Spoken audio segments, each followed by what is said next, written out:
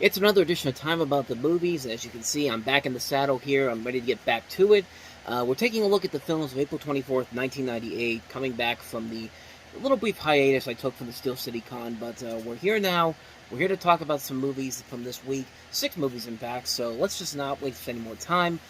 Let's jump on into it, and we're going to start off with the biggest new release of the weekend, and that is Mark Wahlberg, Lou Diamond Phillips, Christina Applegate, Bokeem Woodbine, and Antonio Sabato Jr.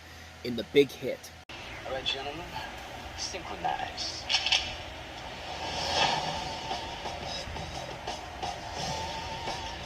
Get ready in 3, 2, 1. What's that? Go! I'm a contract killer. That's the only thing that I'm good at. This is a bonus hit. Without a doubt. 10,000 to what hits the big name. Blonde Requiem? Yeah.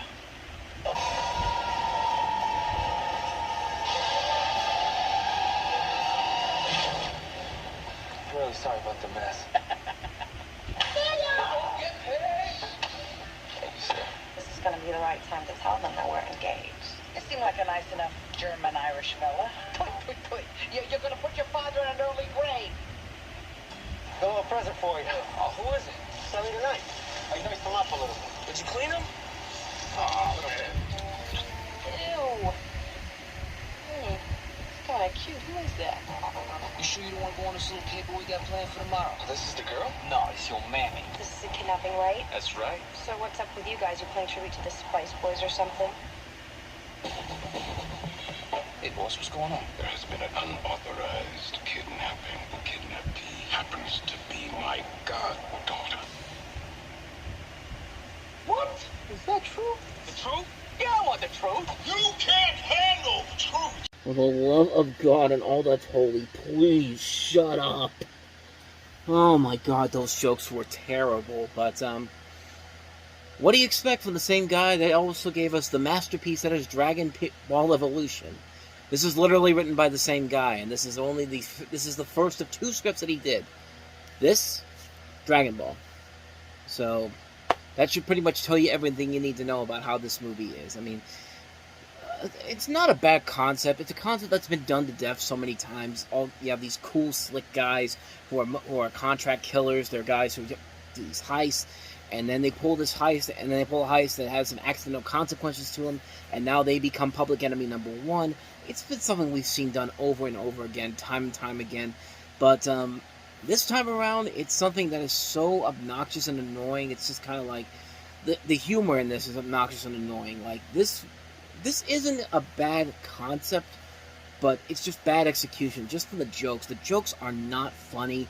They're referential jokes. They're jokes that are like it's like the writer of this went into a video store, saw what was on the rack, and saw something like A Few Good Men, or saw something like Spice One, and said, you know what? These things exist. This movie will remain relevant forever because if I put something in there that exists already, then that's instantly going to make it memorable. Which, no, it doesn't. You have to actually have a point to what you're trying to do here.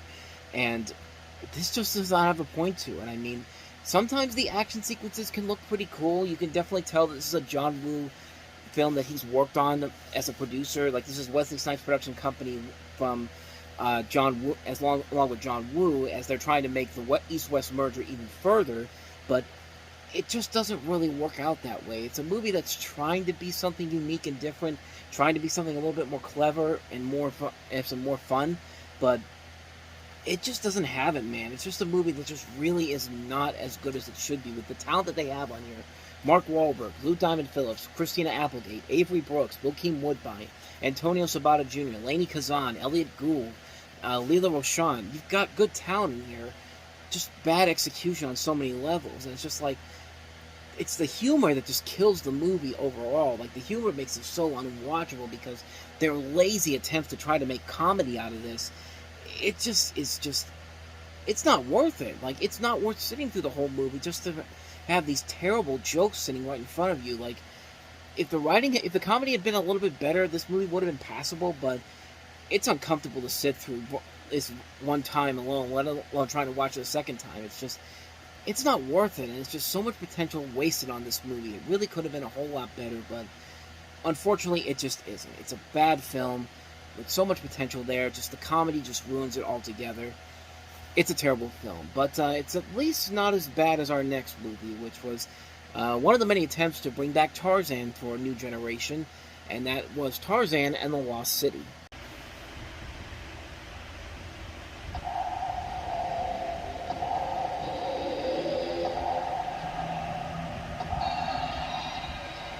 He is John Clayton, the Earl of Greystoke.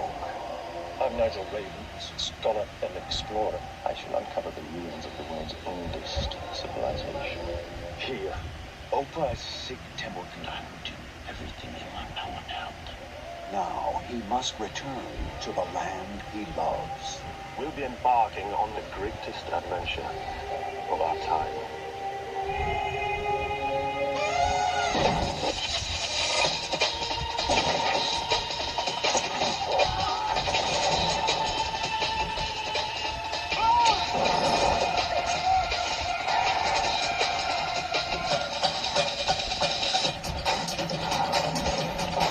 A new Tarzan for a new generation.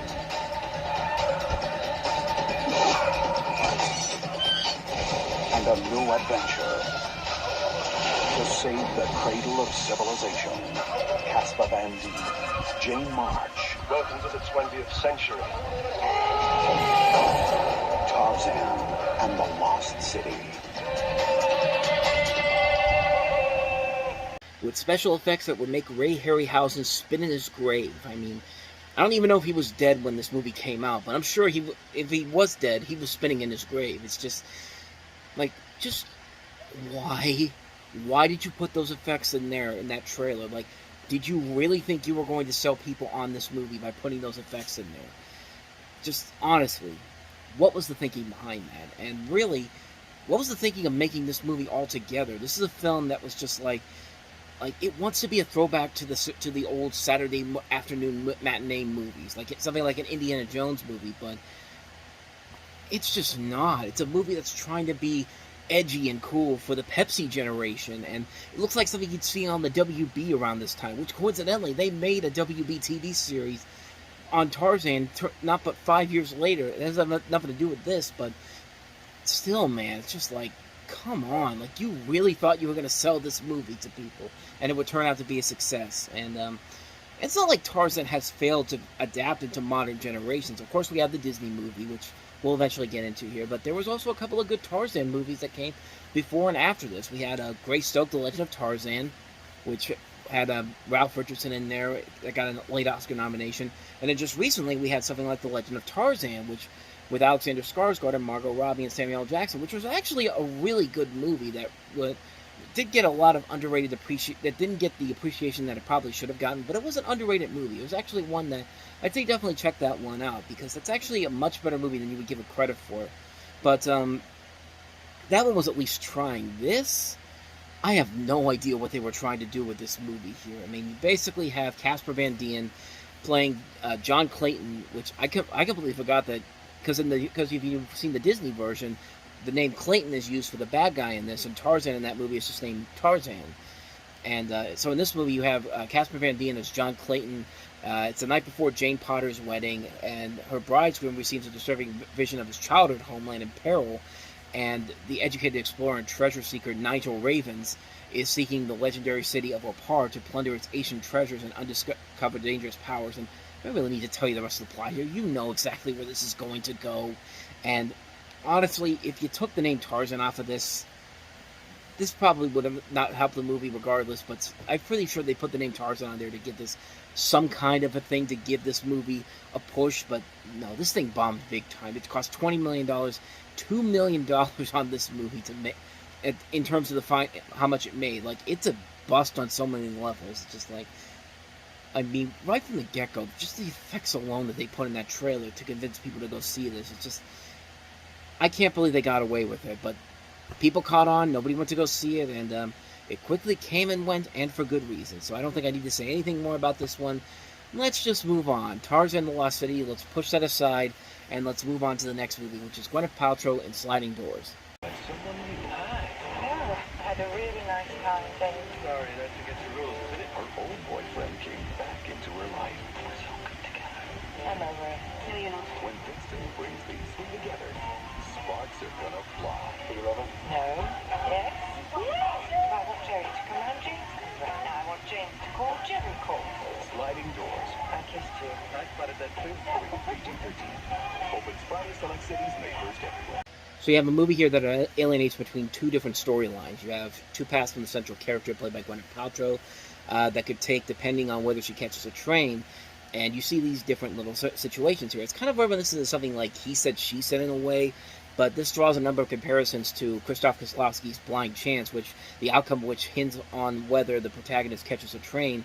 And I feel like they took a lot of inspiration for that here. And the movie, it has some good ideas to it. It has a good concept, just not the best execution that really could have made this something really special. And it just ends up being a film that has some good casting overall, some good acting from Gwyneth Paltrow, and two storylines that could be very interesting, but it never really lived up to the full potential this movie really could have. I mean, Paltrow's trying her best to make this work. So is John Hannah, so is John Lynch, and Jean Triplehorn. They're all trying their best in this movie, but as far as the film itself goes, it's an okay movie, but that's something that definitely could have been a whole lot better. Something that could have been much better done if the story had been a little bit more put out there. I mean, I think a better example of a movie that came out in '98 that did this concept, that did the plot of Blind Chance much better was Run Lola Run. We'll eventually get to that one a little bit later on down the road as we continue into '98, but that's a film that did that concept much better than this movie does. It's an ambitious concept, just not a good enough execution in terms of the story. It could have been a whole lot better, but it's okay for what it is. Nothing too crazy, nothing too spectacular. Good for a one-time watch, and then you probably never need to see it again, honestly. So that's Sliding Doors. So let's go ahead and move on to the next movie here. That's Robert Downey Jr., Heather Graham, and Natasha Gregson Warner in Two Girls and a Guy. I can't even believe we're discussing this job. And that's in the Catskills, huh? God, you know, I know a lot of... No, actually, I don't know anyone who's made it in the Catskills. You know, hold on, let me think about it for a second. Call me daddy, bend over and then squeal like the pig that you are for offering me this gap. No, I'll take it. My boyfriend lives in this building. You got a boyfriend? Sort of. What does he do? He's an actor. Get it out, like mine. He's a real entertainer, like Liza Minnelli. Blake Allen. Yeah, that's his name. Who are you? His girlfriend. I'm his girlfriend. And hijinks ensue. I got that confused with another title that came out around this time, Two Guys and a Girl in a Pizza Place, which came out on TV around the same time. So I got confused there at first. But this is a black comedy written and directed by James Toback. Like I said, Robert Downey Jr., Heather Graham, Natasha Gregson Warner. It follows these two girls who meet on the street outside of a loft waiting for their boyfriends, and they slowly but surely realize they're waiting for the same guy, this young actor named Blake, who says that he loves both of them, but he's actually been leading a double life for several months. And they break into his loft, and when he returns, a round of accusations and explanations begin.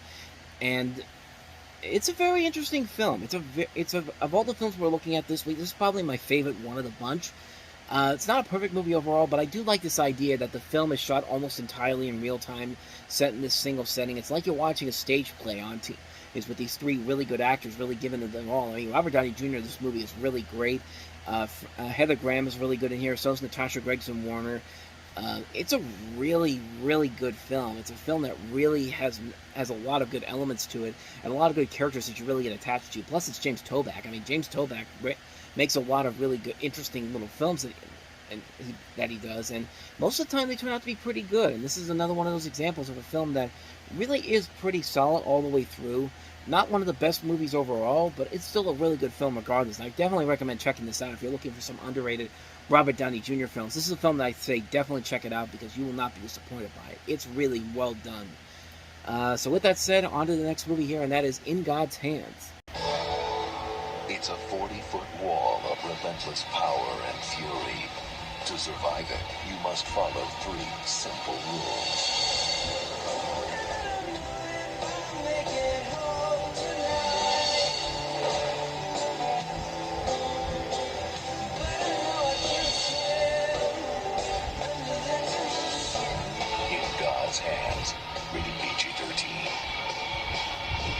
from the director of Wild Orchid and Wild Orchid 2, and it's released by the production company created by Charlie Sheen and Bret Michaels.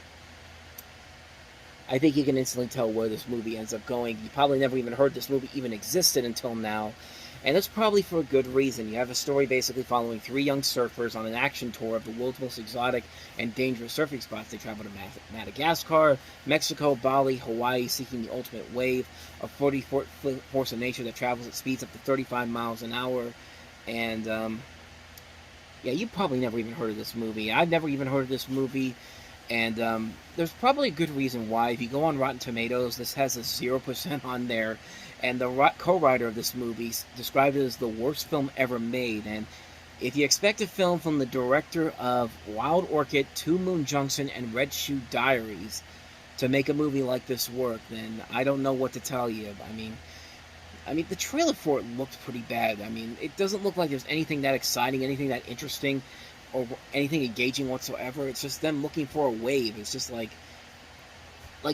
there's better surfing movies about looking for waves that are done way better than this. Go look at something like a Blue Crush or the Endless Summer movies or even Surf's Up. Like, those are much better surfing movies than anything that I've seen from this little clip, the little footage I've seen here. So I haven't seen the movie. Who knows? Maybe it's a classic, or I'm not even going to try to pretend like it is, because like I didn't even know this movie even exists until I did the research on this. So I think we can all agree that's probably just a terrible movie. So let's try to get away from this movie. Let's move on to the last film.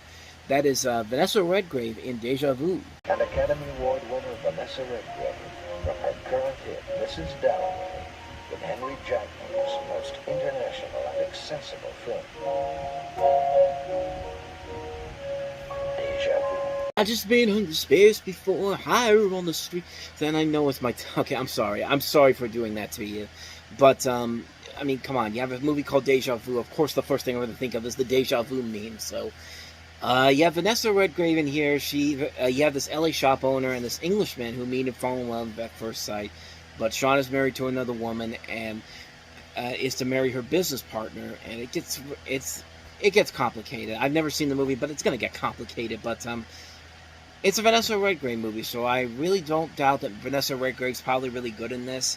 I've never seen the film. I don't know too much about this director's other works, so I can't really say for sure if it's any good or not. But it came out this weekend. Bring it up and move on to the next thing. So let's just move on then. I was about to go to another movie, but that's the last movie we're looking at, and that is Deja Vu. So with that said, that's going to wrap up another edition of Time About the Movies. We'll jump into May when we get to the next episode, the summer movie season, which is going to be a very interesting one to get to. We're not getting to the big new releases just yet. We have Spike Lee's newest film, He Got Game. Before the Russell Crowe Hugh Jackman film, we have another version of Les Miserables that came out in 1998. Patrick Swayze in Black Dog, Dancer Texas, Population 81, Still Breathing, Wild, Shooting Fish, Go Now, and The Other Side of the Subway. So, 9 movies to look at next time around. And once again, just putting all these movies out there. So, we're going to have a lot of movies to talk about next time around. But until then, thank you very much for watching. If you want to see more videos like this, please hit the playlist on the next page, check out the previous episode, and also don't forget to hit the like and subscribe button if you want to see more videos like this on this channel. So, with that said, I am off, so I will see you guys next time, and until then, as always, take care.